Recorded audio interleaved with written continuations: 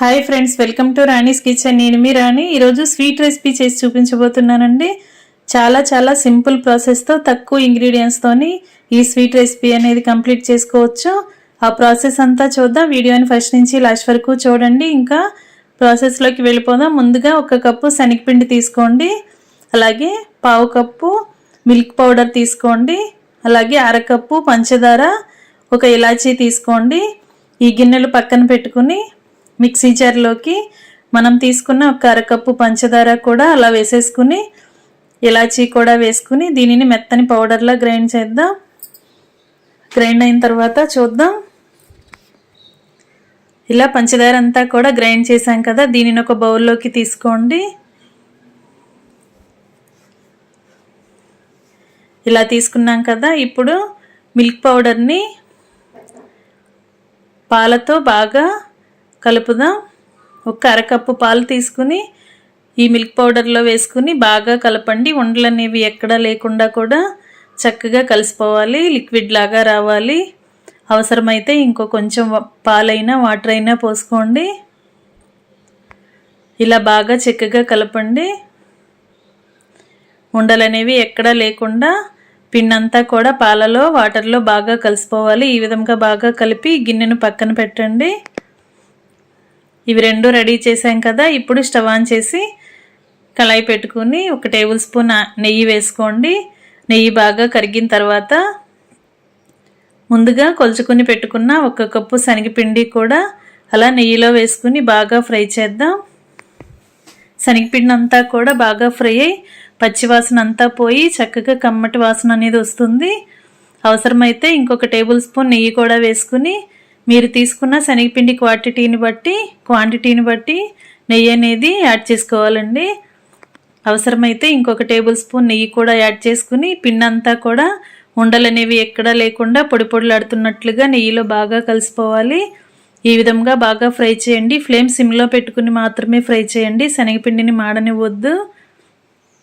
ఇప్పుడు ముందుగా మనం కలిపి రెడీగా పెట్టుకున్న మిల్క్ పౌడర్ని, వాటర్ని, అలాగే ఇంకొక కప్పు వాటర్ని కూడా యాడ్ చేసి శనగపిండి అంతా కూడా మిల్క్ పొడిలో బాగా కలిసేంత వరకు కలపండి.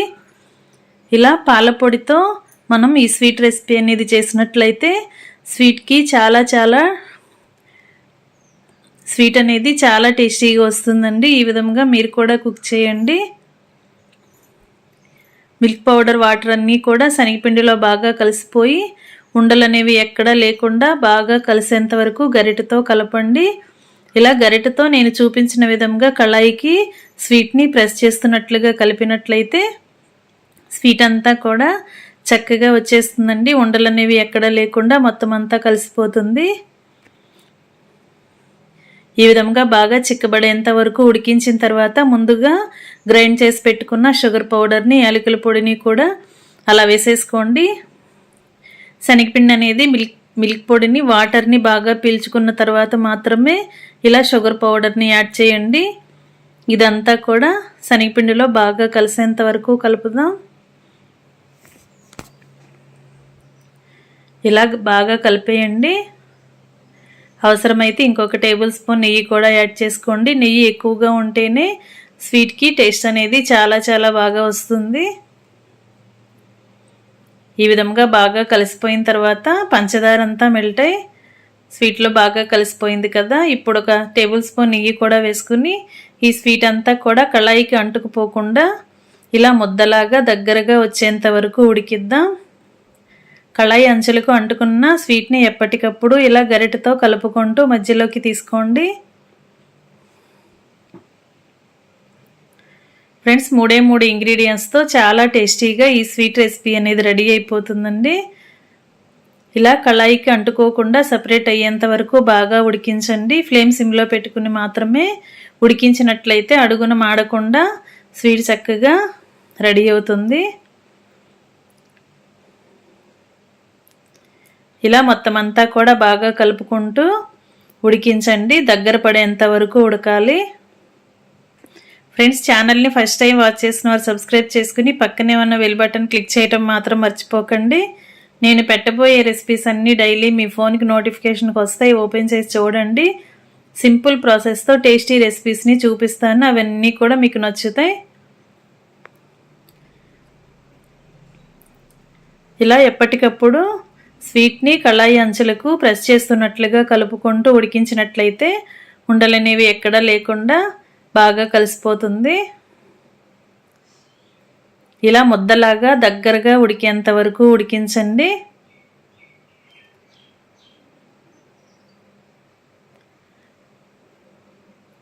ఫ్రెండ్స్, మనం పంచదార పౌడర్ని స్వీట్లో యాడ్ చేసాం కదా, మీరు బెల్లమైనా కూడా వేసుకోవచ్చండి.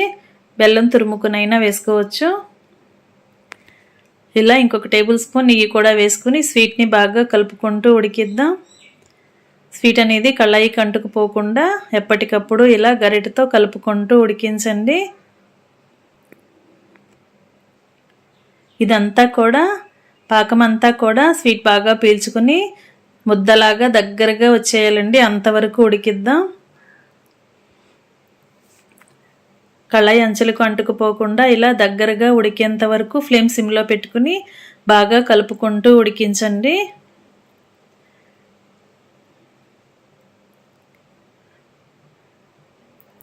ఇలా బాగా దగ్గరగా ఉడికింది కదా, ఈ విధంగా ఉడికేంత వరకు ఉడికించిన తర్వాత స్టవ్ ఆఫ్ చేసేసుకుందాం. కొంచెం స్వీట్ని చేత్తో పట్టుకుని చూసినట్లయితే మనకి గట్టిగా అనిపిస్తుందండి. ఈ విధంగా వచ్చేంత వరకు ఉడికించిన తర్వాత స్టవ్ ఆఫ్ చేసేసుకుని కళాయిని పక్కన పెట్టేసుకుందాం. ఇంకా స్వీట్ని ఏదైనా కేక్ మౌల్డ్ బాక్స్లో కానీ ఏదైనా స్టీల్ బౌల్లోకి కానీ పెట్టుకుని ఒక గంట తర్వాత రిమూవ్ చేసుకుందాం. ఇలా గిన్నె లోపల వరకు కూడా నెయ్యిని అప్లై చేసి అంచుల వరకు కూడా అప్లై చేయండి. ఇప్పుడు రెడీ చేసి పెట్టుకున్న స్వీట్ని అలా గిన్నెలోకి వేసేసుకోండి. ఇది ఇంకా గట్టిపడే లోపే మనం కళాయి నుంచి దీనిని గిన్నెలోకి వేసేసుకోవాలి. ఈ విధంగా గిన్నె అంతా కూడా స్ప్రెడ్ అయ్యేలా చక్కగా నొక్కుతూ చేసుకోండి.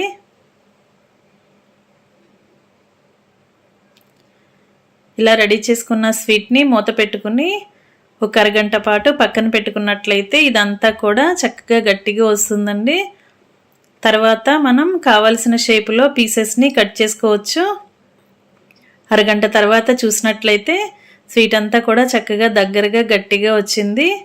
ఇప్పుడు బాక్స్లో నుండి రిమూవ్ చేసుకుని సర్వింగ్ ప్లేట్లోకి తీసుకుందాం. మనం గిన్నె లోపల నెయ్యి అప్లై చేసాం కదా, స్వీట్ అనేది చాలా ఈజీగా రిమూవ్ అయ్యి ప్లేట్లోకి వచ్చేస్తుంది. ఈ విధంగా చేసుకోండి.